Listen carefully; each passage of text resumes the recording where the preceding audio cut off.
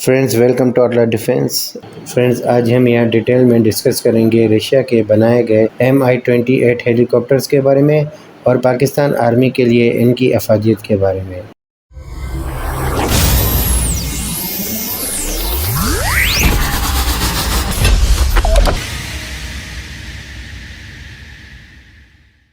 Friends پہلی بار ان Mi-28 attack ہیلی copters کو Russian army میں دسمبر 2009 میں انٹروڈیوس کرایا گیا تھا۔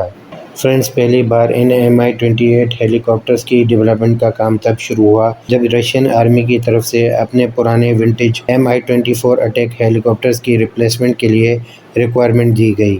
لیکن پھر یہاں پر 1991 میں سوویت یونین کے ڈیزولو ہونے کے بعد ان Mi-28 اٹیک ہیلی کاپٹرز کی ڈیولپمنٹ کا کام اسی لیے روکا گیا کہ اس وقت کی رشین گورنمنٹ کے پاس ان اٹیک ہیلی کاپٹرز کی ڈیولپمنٹ کے فنڈ سے انکار کر دیا گیا تھا۔ یہاں پر ان Mi-28 اٹیک ہیلی کاپٹرز کی ڈیولپمنٹ کا کام 1979 میں ہی شروع کیا گیا تھا، جبکہ ان ہیلی کاپٹرز کی فرسٹ فلائٹ 1982 میں ہی کنڈکٹ کی گئی تھی، لیکن بعد میں 1993 میں امریکن اپاچیز کی ڈیولپمنٹ کو دیکھتے ہوئے رشین گورنمنٹ نے ان Mi-28 اٹیک ہیلی کاپٹرز کی ڈیولپمنٹ کے لیے فنڈز کو ریلیز کر دیا تھا۔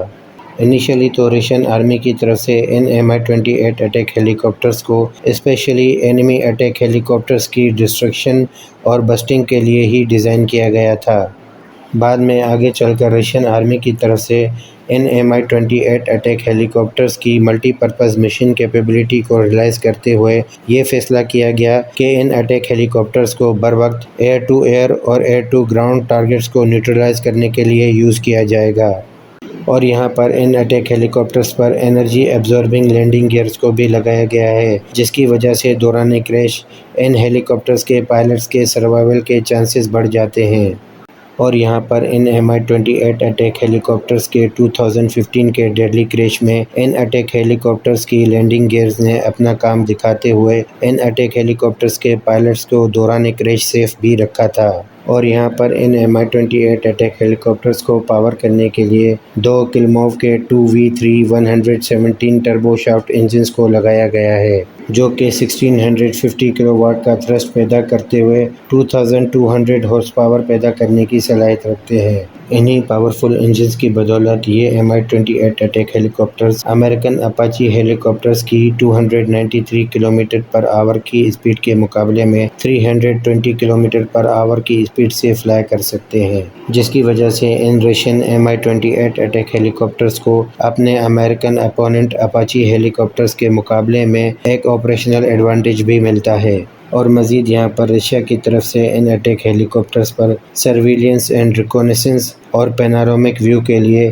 ایک نیا فائر کنٹرول راڈار سسٹم ان اٹیک ہیلی کاپٹرز کے بلیڈز کے اوپر بھی لگایا گیا ہے۔ فرینڈز یہ اسی طرز کا فائر کنٹرول راڈار سسٹم ہے جو کہ امریکن اپاچی ہیلی کاپٹرز کی مین روٹرز کے اوپر لگایا گیا ہے، جس کو لانگ بو راڈار کے نام سے جانا جاتا ہے۔ اور مزید یہاں پر رشیا کی طرف سے ان اٹیک ہیلی کاپٹرز پر اینمی ٹارگٹس کی ایکوزیشن کے لیے 1 millimetre fire control radar system بھی انٹیگریٹ کیا گیا ہے۔ اور ان کے علاوہ یہاں پر ان Mi-28 اٹیک ہیلی کاپٹرز پر اینمی ٹارگٹس کے خلاف بہتر ہٹ پروبیبلٹی اچیو کرنے کے لیے ایک ایڈوانسڈ ویپنز گائیڈنس سسٹم کو بھی انٹیگریٹ کیا گیا ہے۔ یہاں پر یہ Mi-28 اٹیک ہیلی کاپٹرز اپنے ویپنز پیلوڈ میں 1700 کلومیٹر کے ویپنز کو کیری کرنے کی صلاحیت رکھتے ہیں، اور یہاں پر یہ رشین اٹیک ہیلی کاپٹرز 453 کلومیٹر کی رینج میں اپنے آپریشنز پرفارم کرنے کی صلاحیت رکھتے ہیں۔ یہاں پر یہ رشین اٹیک ہیلی کاپٹرز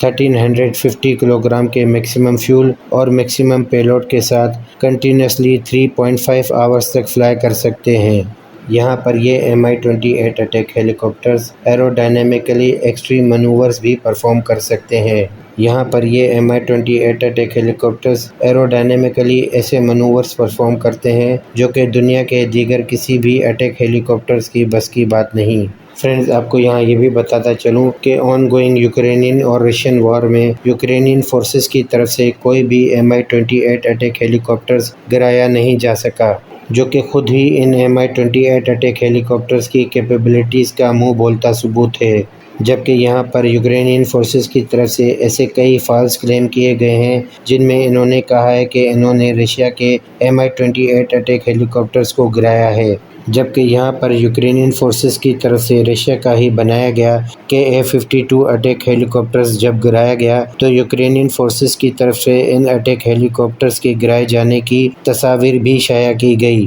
لیکن ابھی تک یوکرینین فورسز کی طرف سے Mi-28 اٹیک ہیلی کاپٹرز کی گرائے جانے کی خبریں تو دی جاتی ہیں، لیکن کوئی بھی کنسٹرکٹیو پروف فراہم نہیں کیا گیا۔ اور یہاں پر ان Mi-28 اٹیک ہیلی کاپٹرز کے ویپنز پیکج میں یہ اٹیک ہیلی کاپٹرز بر وقت 16 Ataka-15 anti tank missiles fire کرنے کی صلاحیت رکھتے ہیں، اور مزید یہاں پر ان اٹیک ہیلی کاپٹرز میں 2 کی کنفیگریشن میں راکٹ پوڈز، گن پوڈز اور رشیا کا بنایا گیا Vympel R-73 short range air to air missiles اور ان کے ساتھ ساتھ مائن ڈسپینسرز کو بھی لگایا جا سکتا ہے۔ فرینڈز، ایئر 2018 میں پاکستان آرمی کی طرف سے جب Mi-35 اٹیک ہیلی کاپٹرز کو رشیا سے پروکیور کیا جا رہا تھا، اسی وقت پاکستان آرمی نے ان Mi-28 اٹیک ہیلی کاپٹرز میں اپنا انٹرسٹ شو کیا تھا، اور پھر بعد میں 2018 کی الیکشن میں پاکستان کی گورنمنٹ میں چینجنگ اور جنرل راحیل شریف کی ریٹائرمنٹ کے بعد پاکستان آرمی نے ترکی سے T-129 اٹیک ہیلی کاپٹرز کے خریدنے کا معاہدہ طے کیا،